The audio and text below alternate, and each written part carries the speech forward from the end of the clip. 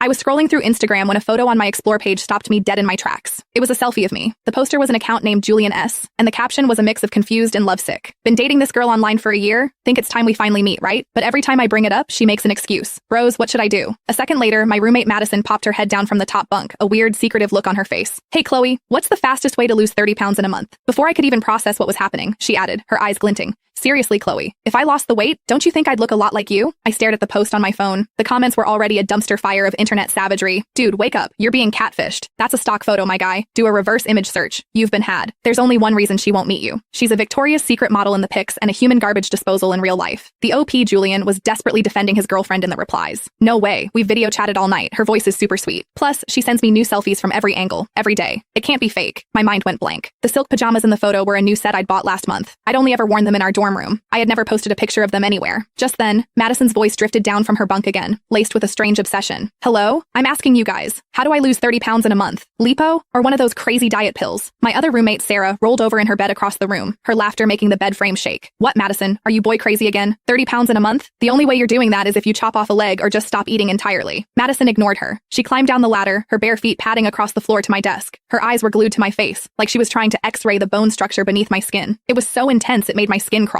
I instinctively pushed my chair back a few inches. She suddenly spoke, her tone dead serious. Chloe, look at me. Tell me the truth. If I lost the weight, I could really look like you, right? The air in the room felt thick and still. I looked up at her round face, puffy from a steady diet of junk food, and the words caught in my throat. My heart skipped a beat. I fought down the wave of shock and disgust rising in my chest. I tried to make my voice sound casual. So, who's this boyfriend? Does he go to school here? Madison lifted her chin, a smug look she couldn't hide spreading across her face. Ever heard of the Sterling family? The ones who donated the new library? He's the youngest son. Their family is in real estate and investment banking, a big deal on Wall Street. She flashed a triumphant smile, shaking her wrist. Last month was our anniversary of when we were supposed to meet, so he sent me this Tiffany diamond bracelet. He said he's going to introduce me to his parents on graduation day. Sarah, who was painting her nails, let out a loud snort. Julian Sterling? The rich asshole with the sports car? Wow, I guess his taste is unique. Madison's proud expression curdled, her face turning a deep, ugly red. What's that supposed to mean, Sarah? He loves me for my soul. Her voice went shrill, like a cat whose tail had been stepped on. He said I'm interesting, that I understand his loneliness. What would a shallow person like you know about that? The dorm room fell silent. The atmosphere was as awkward as a Monday morning calculus lecture. On my phone, the post was still getting replies. Julian was asking for help again. I want to surprise her. Just show up at her dorm. What kind of guys are girls like her into? I looked up at Madison's flushed face and asked carefully, have you guys ever actually met? Or is this a completely long-distance thing?